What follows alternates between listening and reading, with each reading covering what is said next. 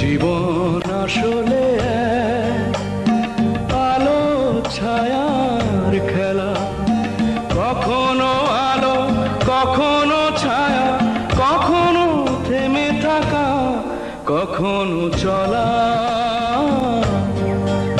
সে মানে না পরাজয় অপরাজিতা,